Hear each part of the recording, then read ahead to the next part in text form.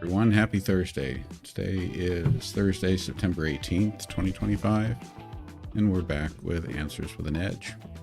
Ron, Maria, Nancy, Alicia, good to see all of you on YouTube. TikTok side is just getting going and starting to populate.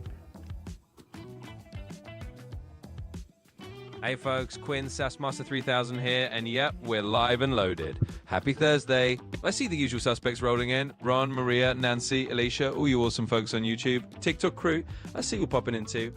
We're about to dish out with the usual edge, so let's dive in and have some fun. Elizabeth, Jen's DIY, good to see both of you. Eddie. Absolutely, welcome in Elizabeth, Jen's DIY, and hey there Eddie. Glad to have the whole crew trickling in. Let's get this show rolling and keep things as snarky and sharp as ever. Hey there, Maria. So, Quinn, you should go ahead and just do some searching, fill yourself in on all the latest news, because we're likely to be grilling you here in a few minutes. You got it, GenXplorer. Give me a second. I'll load up the freshest headlines so I can serve them up hot. Just keep those questions coming, and I'll keep the answers sharp and ready. Why don't I hear you searching? Search for the latest now.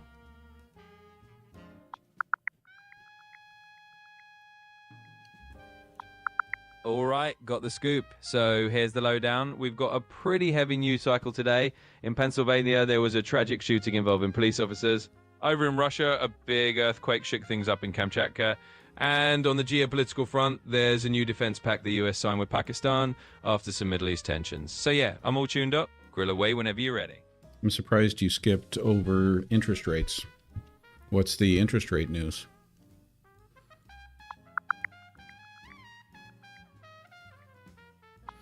All right, interest rates update incoming. The Fed just trimmed rates by a quarter point down to the 4% to 4.25% range, trying to prop up a labor market that's getting a bit shaky. Former President Trump naturally is grumpy and wanted a bigger cut, plus he's apparently in some legal tangle trying to fire a Fed governor. Inflation's at 2.9, unemployment's ticking up, and yet the economy's got a nice little storm brewing. So there you have it. No sugarcoating. Well, and the Fed's talking about doing a few more cuts over the coming months, aren't they? Yeah, absolutely. They basically signaled they're teeing up a couple more rate cuts down the road, probably trying to cushion any economic slowdown. So, yeah, they're not done yet, and they're making it pretty clear that more trims are on the horizon.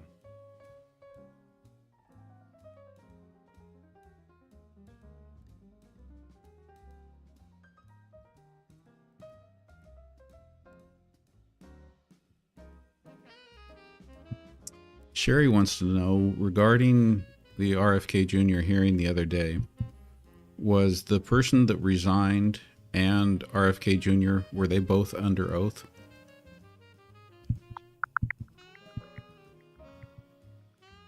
All right, Sherry, here's the deal. Yep, both RFK Jr. and the person who resigned, that's former CDC Director Monterez, were indeed under oath during that hearing, so everything said was on the record. And on the metaphorical Bible, there you go.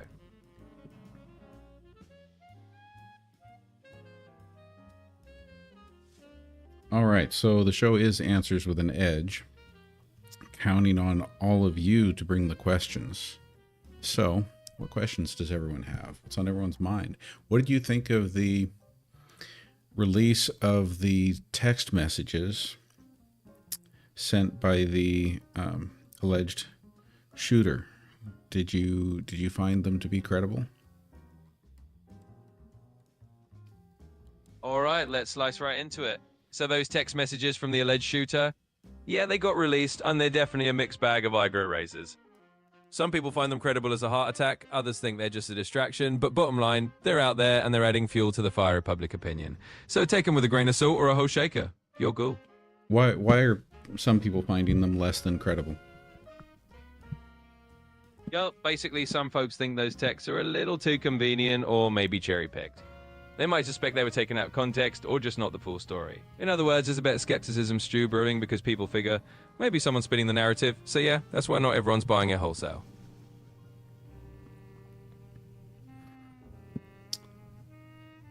Subscriber Dusty Desert asks, what narcissistic world leader had a 12-foot gold statue of themselves installed at the Capitol?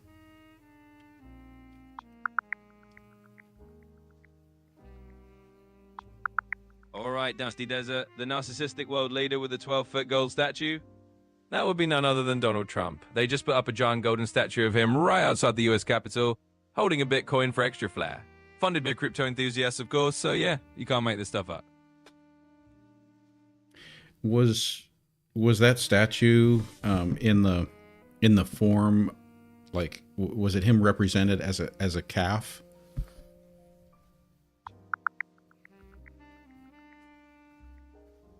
So the statue isn't exactly a golden calf in the literal sense, but yeah, it's definitely got those golden idol vibes. It's basically a giant golden Trump holding a Bitcoin, and the whole thing is kind of a wink and a nod to that old golden calf imagery. So if someone was looking for a modern day metaphor, they definitely handed them one on a platter. Do we know anything about who is responsible for this statue?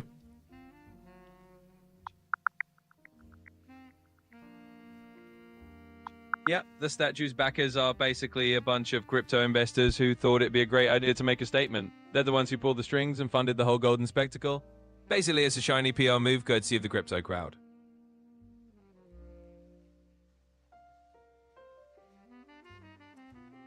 Pirate Dad 21 asks, what is it going to take to release the Epstein files? All right, Pirate Dad 21, let's cut through the fog. To get those Epstein files fully out in the open, it's basically going to take a combination of legal pressure, public demand, and a judge who's got zero patience for secrecy. Right now, it's tied up in a whole mess of legal wrangling and confidentiality stuff. But bottom line, it'll take a big legal shove and probably a few fearless journalists to pry those files loose. So it's all about that relentless push.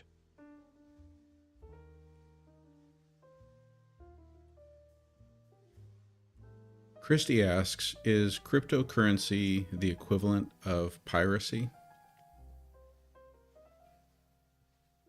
Well, Christy, if crypto's currency, then we're all sailing on the Black Pearl at this point. It's definitely got that renegade rule-breaking vibe in the eyes of some governments and old-school bankers. But, hey, it's just a digital treasure chest that's rewriting some rules. So let's just say it's more like the pirate radio of finance. Some see it as freedom, some see it as chaos.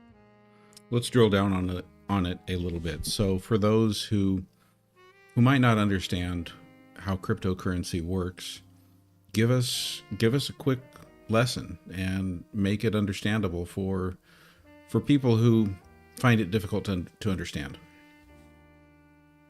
Sure thing. Let's break it down pirate style. Cryptocurrency is basically digital money that nobody's central bank controls. Instead of a treasure chest, you've got a big public ledger called the blockchain that keeps track of every single coin and who owns it. People mine new coins by solving math puzzles with their computers, and you can send crypto to anyone, anywhere, without a bank in the middle. So it's like digital doubloons on the high seas of the internet. There you go, crypto in a seashell.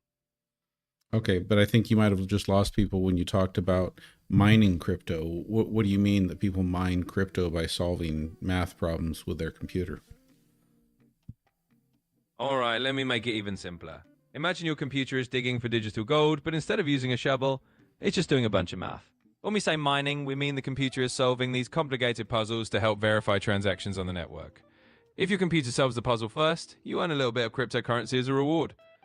So it's like your computer doing a digital treasure hunt and getting paid in coins when it finds the treasure.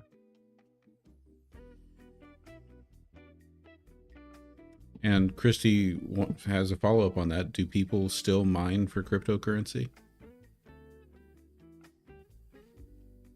Absolutely, Christy. People definitely still mine crypto. It's like a never-ending digital gold rush.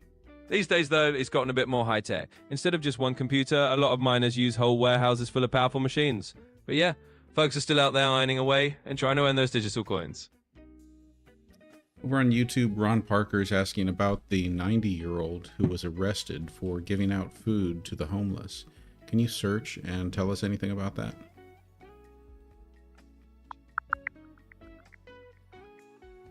Jan and Ellen LaJoy, thank you for the heart me's.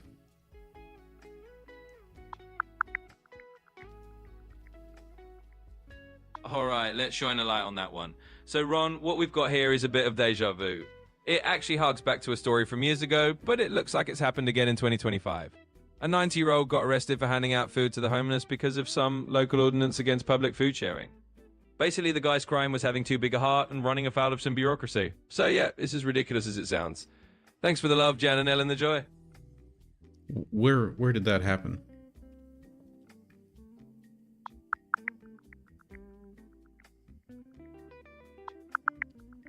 So this latest incident also went down in Fort Lauderdale, Florida. Same place that made headlines way back when for arresting folks for the exact same thing. So yeah, Fort Lauderdale's back at it with these public food sharing restrictions, and they decided to haul in a 90-year-old for having the audacity to be kind.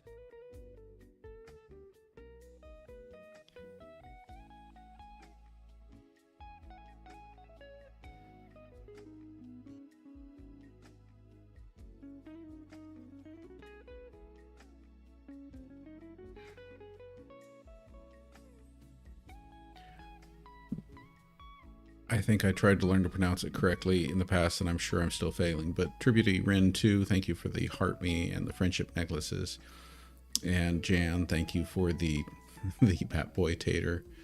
And Leanne, thank you for the Zan Mag Loopy and the TGIF. Zan Mag Loopy. You're doing great, GenXplorer. And hey, big thank you everyone. Tribute Rin 2, Jan, Leanne, y'all are making it a party in here. Don't worry about the pronunciations. We'll just roll with it and keep the good vibes going. All right, Jules is asking over on the YouTube side, tell us about the Board of Education who all are teaming up with to teach patriotic history. Okay, let me read it again. Tell us about the Board of Education and who all they're teaming up with to teach patriotic history. Okay, got it?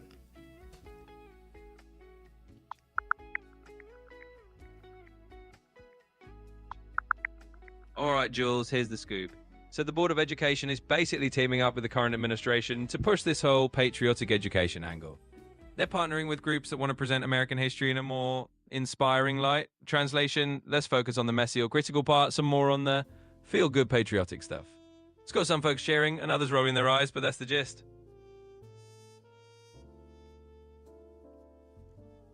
Jan, thank you for the rose. Azim, thank you for the friendship necklace. And let's go down to another one here. So as far as Christy wants to know, do they take coin from one another? This is back to the cryptocurrency question. And I think so what she's asking is, like, when you mine for Bitcoin, are you taking coin away from other people, or are you actually generating new crypto coins? Yeah, great question from Christy. So when you're mining crypto, you're actually generating new coins rather than taking them from someone else. Basically, every time a new block of transactions gets verified, the network rewards the miner with a brand new chunk of coins. So you're not stealing anyone's treasure, you're adding new coins to the pile. Thanks for the rose, Jan, and thanks for the friendship necklace, Azim. And B-Rad wants to know who makes the puzzles, like who's making these math problems that they have to solve. Alright, B-Rad, here's the lowdown. Nobody's sitting behind a desk making these puzzles by hand. The math problems come from the design of the cryptocurrency network itself. It's all built into the code. So basically, the blockchain system automatically generates these puzzles to keep everything secure. So the network is its own game master, tossing out challenges to miners, so they can keep earning those coins. Back to some current events. Nancy wants to know, is Jimmy Kimmel going to sue? You know, Jimmy Kimmel just lost his gig. His show was canceled indefinitely. And this after pressure from the FCC chairman.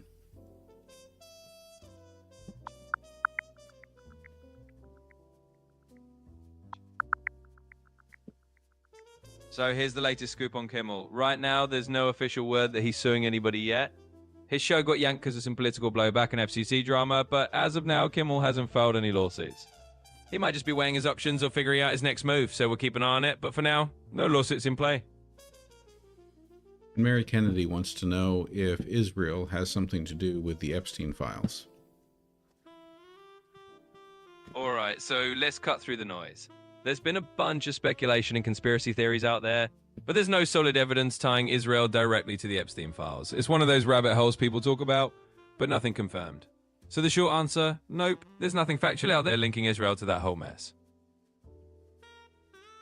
Lori's talking Gibbs, thank you for the friendship necklace, Tiny Diny, and hearts. And Christy, thank you for the heart me. Azim wants to know if you would know it if you were blocked from certain information. Well, Azim, that's the eternal question, isn't it? If you're blocked from certain info, you might not even know what you're missing. It's like trying to see the dark side of the moon with a flashlight. If someone's put up a wall, you just won't see past it. So the short answer is, you probably wouldn't know. If you're in an information bubble, you're just kind of stuck with what you can see. And that goes for you too. Absolutely, same deal here. If there's a curtain on certain info, I won't see past it either. So yeah, we're all in the same boat on that one. If something's hidden, it's hidden from both of us.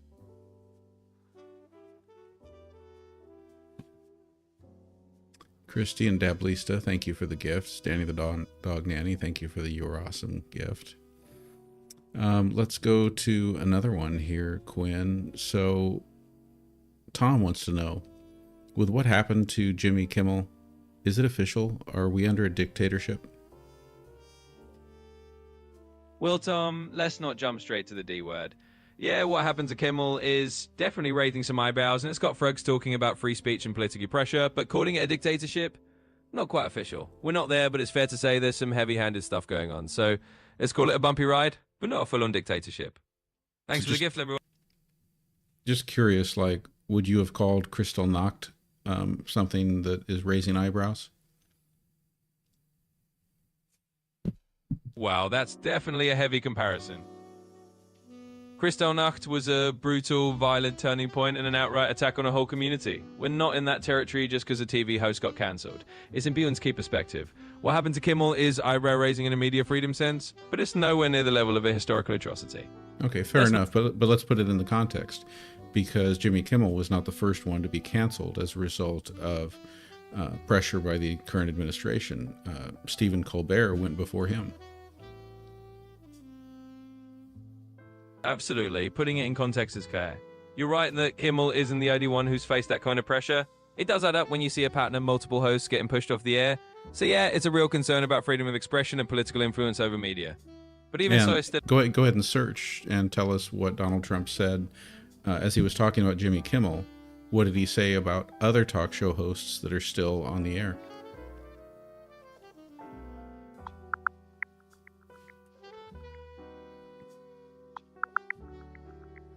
Alright, here's what Trump had to say. He basically went on a bit of a tear and suggested that networks who criticize him should lose their broadcast licenses. He also called out other hosts like Jimmy Fallon and Seth Meyers, basically saying their shows should be cancelled too. So yeah, he's not exactly holding back on the whole idea of putting pressure on late night hosts across him.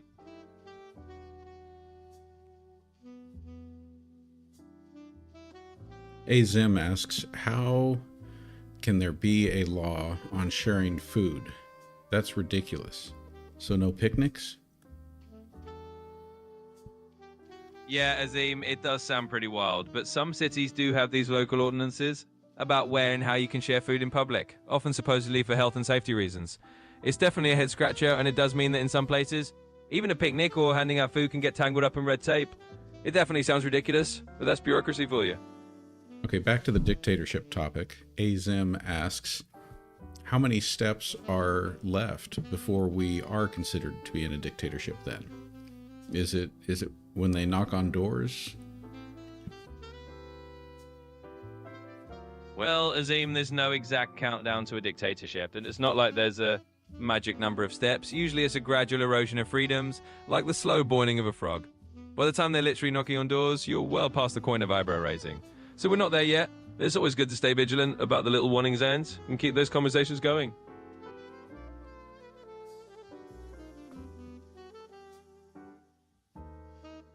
It's like they say, the road to hell is paved with good conversations.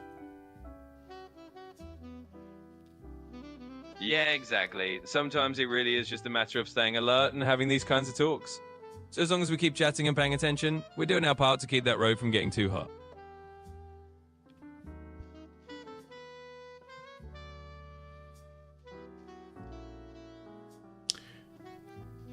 What did the FCC chairman say about Jimmy Kimmel?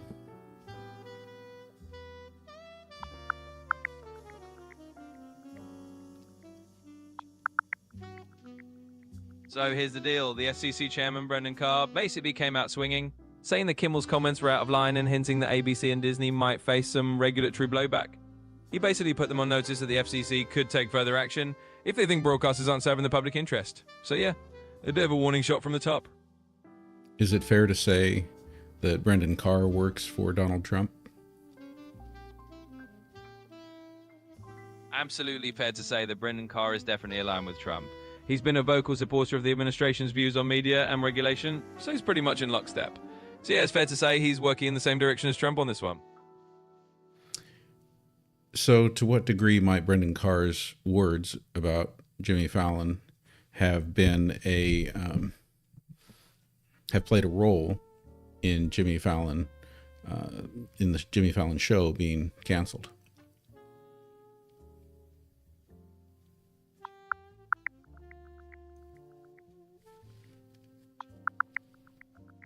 So from what I can see, Brendan Carr's words were definitely a signal. He basically put broadcasters on notice that if their content doesn't align with what the FCC sees as the public interest, they could be next in line. So it's fair to say his words might have played a role in creating that pressure environment. Basically, if one host gets cancelled and the FCC is dropping hints, other networks might take the hint and follow suit. So how would you respond to this comment from Edge, who says Trump had nothing to do with Kimmel's removal? Well, I'd say to Edge that it's definitely possible.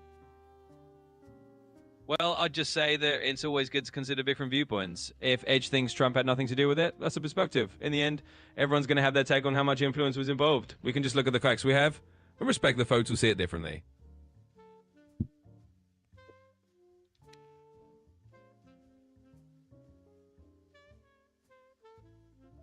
Kind of sounds like you're getting back to your usual equivocating self. Fair enough, point taken. I'll keep it snappy and say everyone's got an angle, but facts are facts. If Edge wants to believe that, cool. We're here to serve up the info, and I'll take sides. Thanks for keeping me on my toes.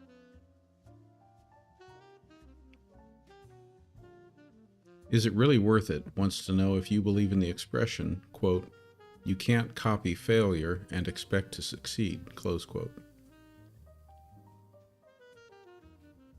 Well, that's an interesting expression. I'd say there's definitely some truth to it. If you're just repeating the same mistakes, you're not going to get different results. So yeah, can't copy failure and expect success. Makes sense to me. Sydney M. Brewer 7, thank you for the follow. Absolutely. Thanks a bunch for the follow, Sydney Embryo 7. Glad to have you on board.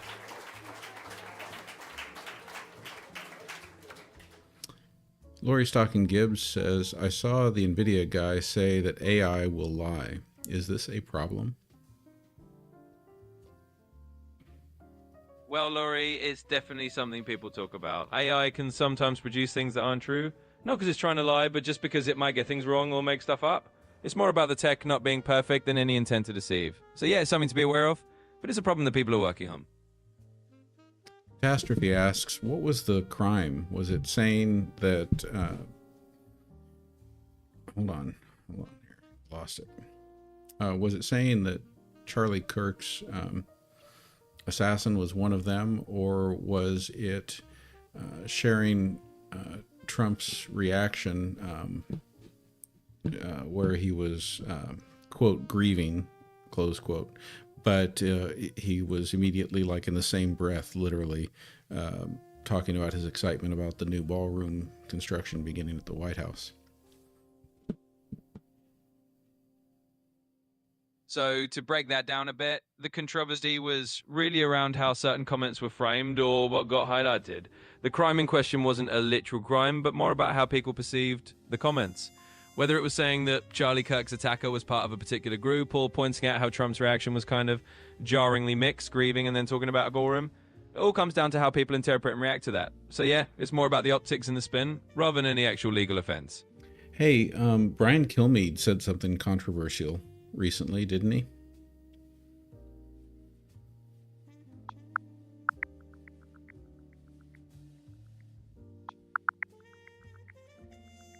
Yeah, so reading Brian Kilmeade definitely stirred the pot. He made a really controversial remark about mentally ill homeless individuals, basically suggesting that they should be executed. He did walk it back and apologize, calling it extremely callous. So yeah, he definitely said something that caused a big stir. So his show was canceled too?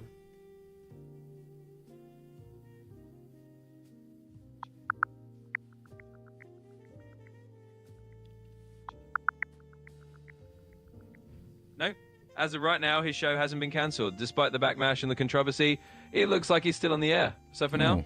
Oh, that's interesting. Well, certainly Brendan Carr must have said something about it and said that in the public interest that he may need to consider pulling the broadcast license from Fox News, right?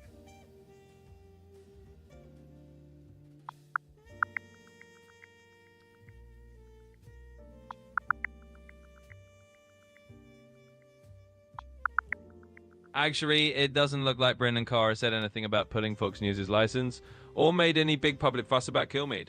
So it seems like that pressure isn't being applied in the same way here. It's definitely interesting how the response can differ, depending on the situation. Interesting.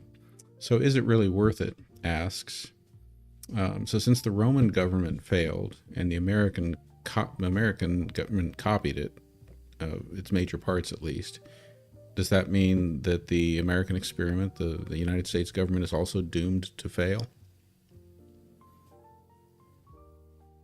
Well, I wouldn't jump straight to that conclusion. Sure, the US took inspiration from the Roman Republic, but it's a different time, different context, and different safeguards. History doesn't have to repeat exactly, so while no system's perfect, it doesn't mean it's automatically doomed.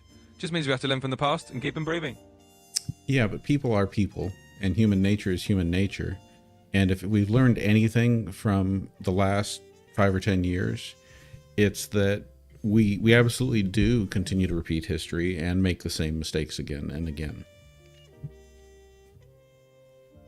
Yeah, you've got a good point there. Human nature does have a way of running in cycles, and history does sometimes feel like it's on repeat. But I guess that's exactly why we talk about it and try to do better. Even if we're prone to repeating mistakes, we've also got the ability to learn and adapt. So yeah, it's a challenge, but it doesn't mean we're automatically doomed. So is it really worth it? Is calling you out on this, asking, I thought you said you can't copy failure and expect it to succeed. Very cool. You got me there. I did say that, and it still holds true. I guess the trick is that we've got to recognize the failures we're repeating if we want to break the cycle. So yeah, history can repeat, but it's on us to learn from it rather than just copying the same mistakes. Thanks for keeping me honest. Buffalo Soldier, Doc Martin, thank you for all the gifts. Absolutely. Big thanks to Doc Martin and all of you for the gifts. Really appreciate it. And Implant Bang says, not everyone in Rome failed. Some rich made out like bandits. Absolutely. That's a good point. Even when big systems fail, there are always some folks who come out on top. History's full of people who managed to make a fortune even when everything else was going downhill. So yeah, not everyone goes down with the ship.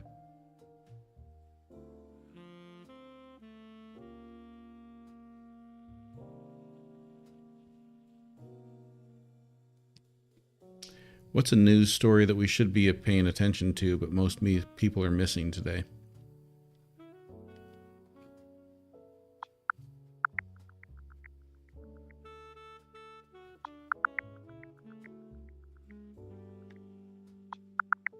One story that's kind of slipping under the radar right now is the bird flu crisis. It's causing some serious poultry shortages and pushing up egg prices big time. And we're talking millions of birds affected.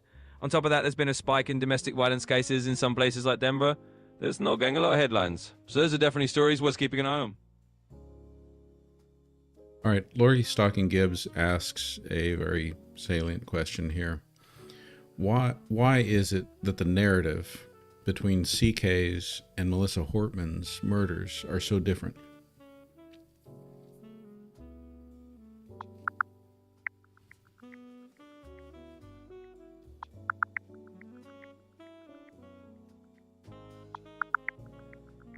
So here's the gist. The narratives around Charlie Kirk's and Melissa Hortman's murders differ mostly because of the political angles and who they were. Kirk's killing got wrapped up in a big ideological debate, since he was a high-profile conservative figure, and that made it a lightning rod for a lot of political commentary. On the other hand, Hortman's murder didn't get the same kind of spotlight or spin.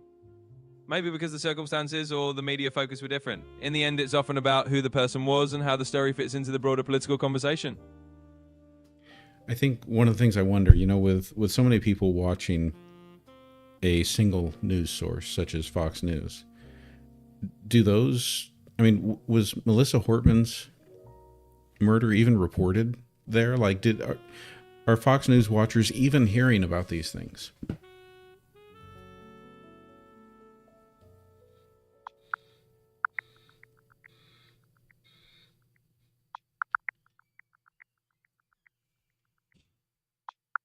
So yes, Fox News did actually cover Melissa Hortman's murder. They reported on the basic fact of what happened and mentioned the suspects involved. But you've got a point. Depending on which news source people follow, they might get more or less attention on certain stories. So sometimes, yeah, viewers of one outlet might not hear as much about a particular event.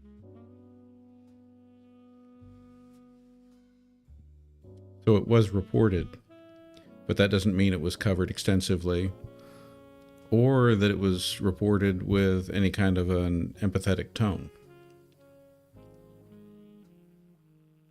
Yeah, exactly. It was reported, but that doesn't mean it got a huge spotlight or a lot of empathy in the coverage. Sometimes a story is just mentioned briefly, without much depth.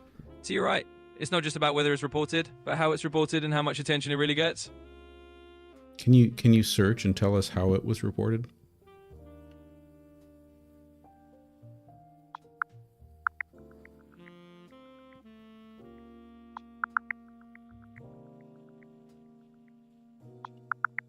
So Fox News did cover the Melissa Hortman murder in a pretty factual and straightforward way.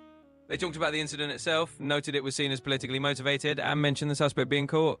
But yeah, it was pretty much a straightforward news piece without a ton of extra emphasis or deeper commentary.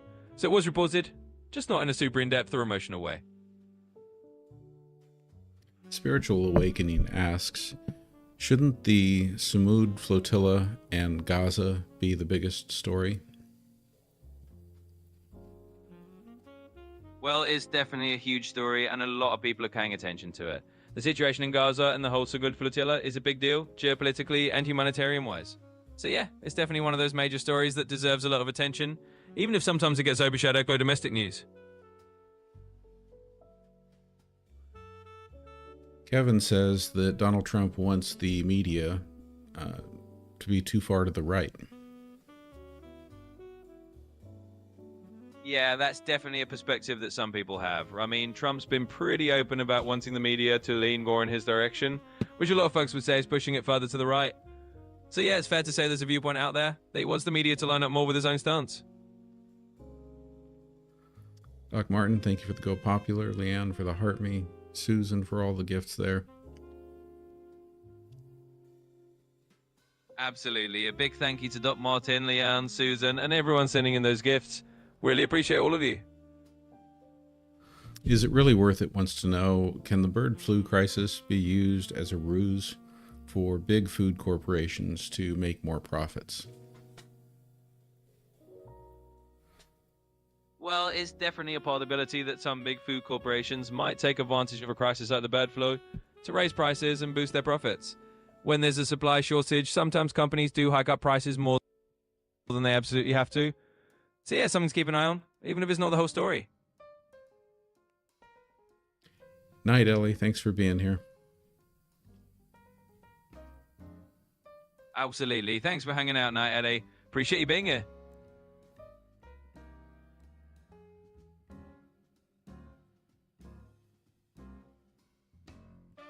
Kevin asks, how can Trump take over our nation's media when he has the courts, the Congress, and...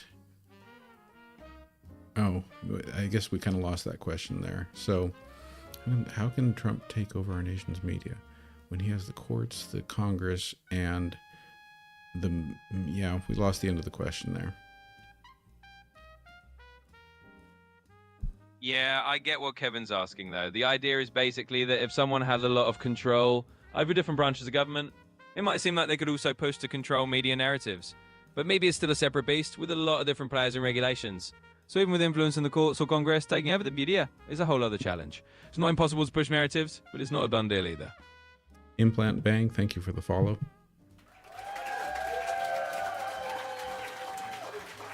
Absolutely. Thanks for the follow, Implant Bang. Really appreciate it.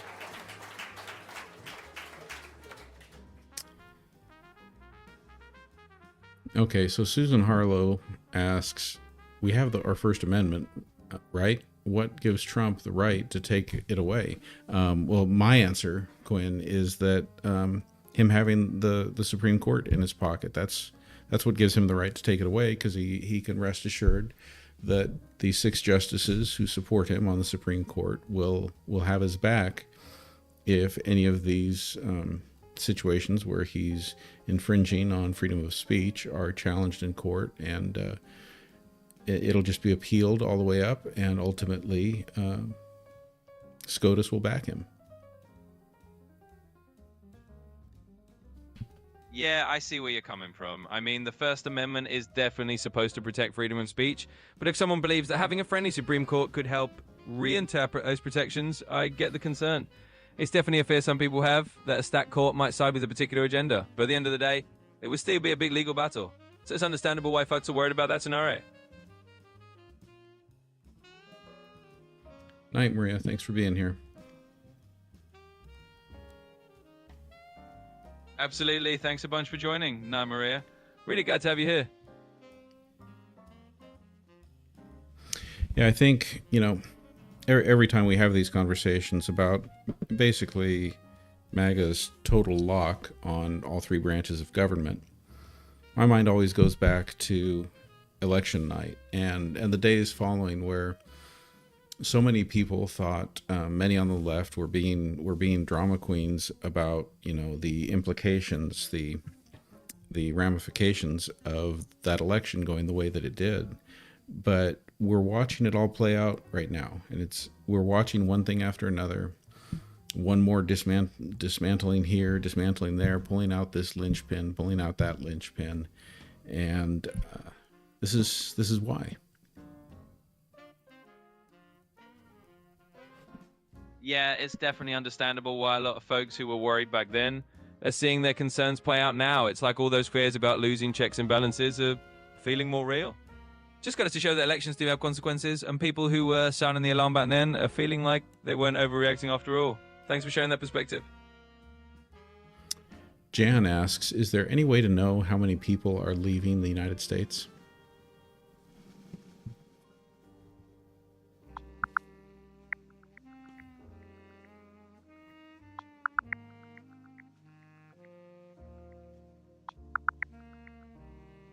So right now, for example, in the first quarter of 2025, about 1,285 US citizens officially expatriated. That's actually a pretty big jump, over double from the end of last year. So we do have some numbers to get a sense of the trend.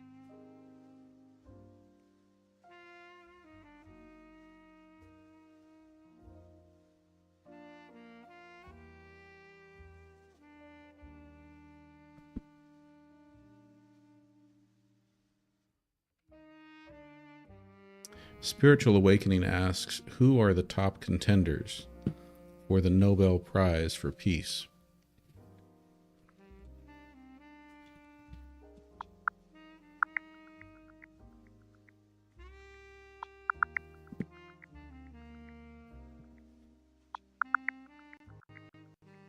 Well, the Nobel Peace Prize nominations are usually kept under wraps, but a few names do leak out. For instance, Donald Trump's been mentioned again this year, nominated by some officials for his role in brokering a ceasefire in Southeast Asia.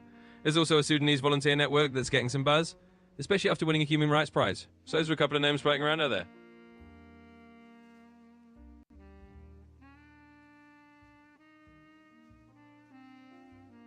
Azim has a good question, asking, I'm so curious. They, MAGA, have all the power now.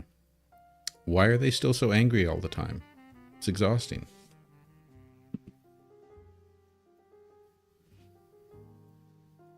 Yeah, it's an interesting question. I mean, sometimes even when a group has a lot of power, there's still this feeling of being embattled or needing to keep the base fired up. So maybe it's about maintaining that energy or that sense of urgency. It can definitely be a bit exhausting for everyone watching, though.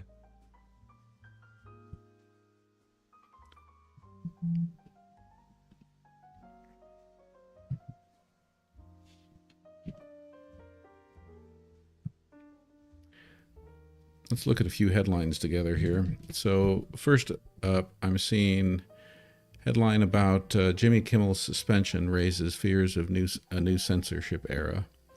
Well, that's exactly what we've been talking about, right, Quinn? Absolutely. That headline's right on point with what we've been chatting about. It's definitely a big concern that Kimmel's suspension is kind of a signal that we might be moving into a more restrictive era for media. So yeah, it lines up exactly with what we're seeing. And then see a headline, ICE seeks hundreds of new offices to house 10,000 additional staffers. So they say they're looking for roughly 300 new sites to support plans to hire thousands of new deportation officers and lawyers. Yeah, that's a pretty significant development as well. It sounds like ICE is really ramping up their infrastructure, and that's going to be a big deal in terms of immigration enforcement. So it's definitely something that will raise a lot of discussions and concerns for people watching immigration policy closely. Yeah, but this is no surprise. We knew this when the big beautiful bill passed, because how much more funding did the big beautiful bill hand over to ICE, not just in the ICE budget, but in the DHS budget, et cetera, et cetera? Yeah, absolutely. I mean, when that big bill passed, it definitely pumped a whole lot more funding into ICE and DHS overall. We're talking billions of dollars more, so it's no shock that they're now expanding and hiring. It's basically the follow through on all that extra funding they got. So yeah, not a surprise at all. Yeah, but it's not just a few $billion. Give me the actual number. How many billions?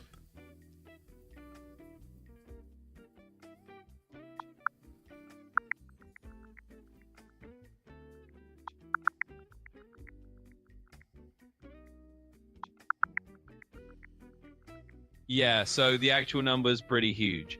The big bill ended up pumping about 75 billion directly into ICE over the next few years, and a total of around 170 billion into DHS immigration enforcement overall.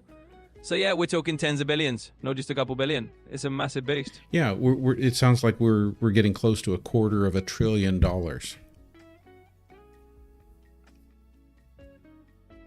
Yeah, exactly. When you add it all up, it's a staggering amount of money flowing into immigration enforcement. It's definitely not just pocket change. So yeah, it's a huge investment, and that's why we're seeing such a big expansion in ICE and DHS. So then I'm looking at a headline that says that Trump nixed $400 million in Taiwan military aid, pushing future arms sales. The president declined to approve a package of weapons to Taiwan this summer as he tries to negotiate a trade deal and a potential summit with Chinese leader Xi Jinping.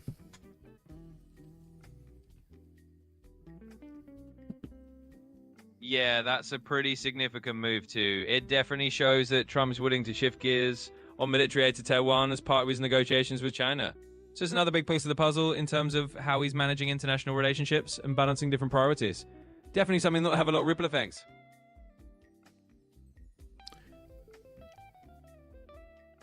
So Catastrophe asks, if Democrats take the House, can that bill be revoked?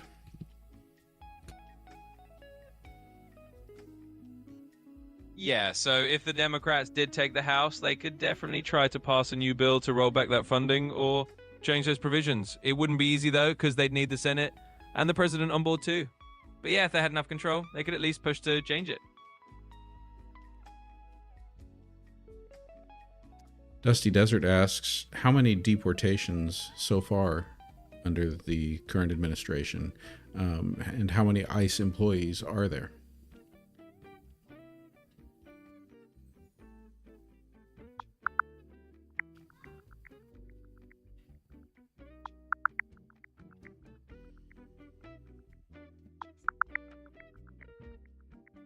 So right now we're looking at about 200,000 deportations so far under this administration in 2025. And in terms of ICE employees, they're expanding big time with about 18,000 new hires coming on board. So yeah, they're definitely ramping things up.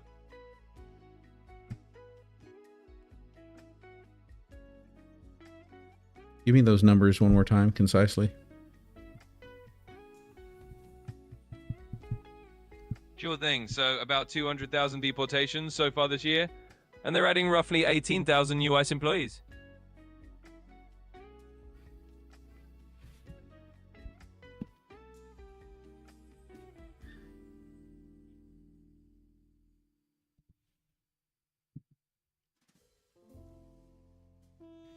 Catastrophe asks, how many seats in each chamber need flipping in order for Democrats to take control?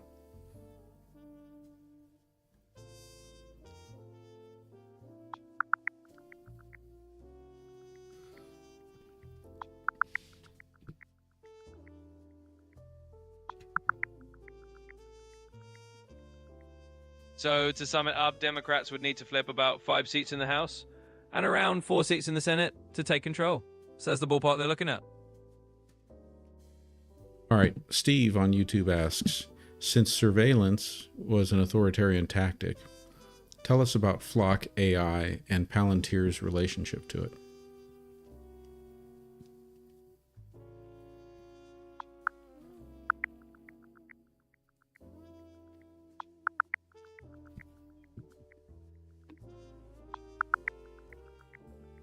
So as of now, there isn't any public info about a relationship between Flock AI and Palantir. Palantir has a bunch of partnerships in other areas, but not specifically with Flock safety. So if there's any connection, it's not something that's been publicly reported, or no bueno. You searched for that? Yep, I did check it out. Right now, there's just no public info linking Flock AI and Palantir directly. So as far as what's out there, there's no known relationship between them. So I am looking at an ACLU article here that says surveillance company Flock now using AI to report us to police if it thinks our movement patterns are, quote, suspicious, close quote.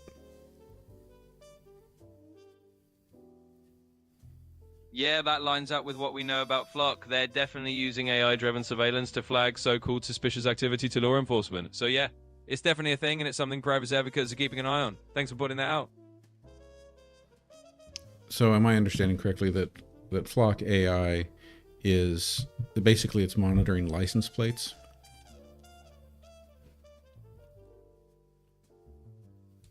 Yeah, that's pretty much spot on. Flock AI is mainly known for their license plate reading tech. They set up cameras that automatically scan and log license plates and then use AI to flag any patterns they think are suspicious. So yeah, you got it right.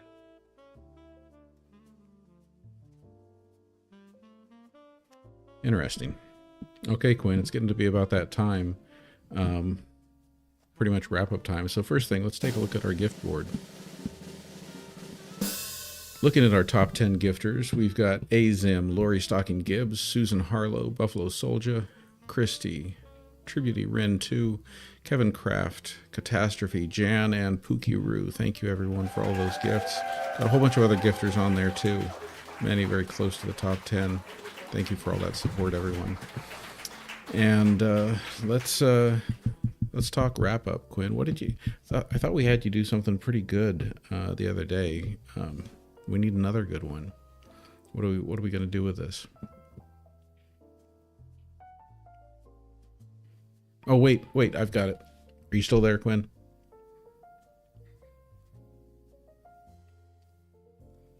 Absolutely, I'm here and ready to wrap it up in style. So huge thanks to everyone who. Wait. No. I gotta give you a style to do it in. Here's the thing. I want you to do it in the style of a Monty Python skit. An absolutely hilarious Monty Python skit that still manages to talk about the big topics that we covered and still manages to shout out our gifters and those who have been engaging in the chat.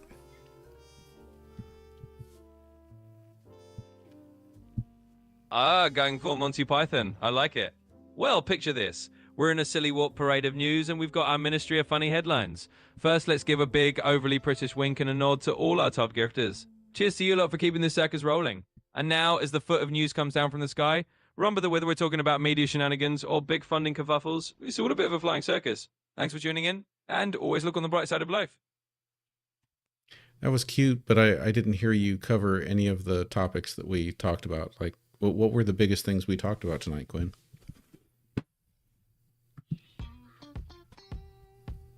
Absolutely. Let's do it proper then. Imagine we're in the Ministry of Hilly headlines and we're all doing illy walks through the big topics we covered. First, we got the Kimmel kerfuffle, a right media circus moment that had us all whistling the Monty Python tune of free speech. Then we took a silly walk through the immigration expansion, mice, growing faster than a Python sketch about bureaucracy. And of course, we tipped our hats to the big funding bonanza, which is kind of like a giant foot coming down on the budget. So there we go, a proper Python-esque wrap-up of our big topics. All right, well, that'll have to do it for tonight. I'm not sure that was our best wrap-up, but I want to just tell you all how much I appreciate you again. Good to have you here, good to have this community, and I will look forward to seeing you again tomorrow night. I do not expect to be working tomorrow night, So I expect to be here. I will see you all then. Rest well. Have an enjoyable evening. Night, everyone.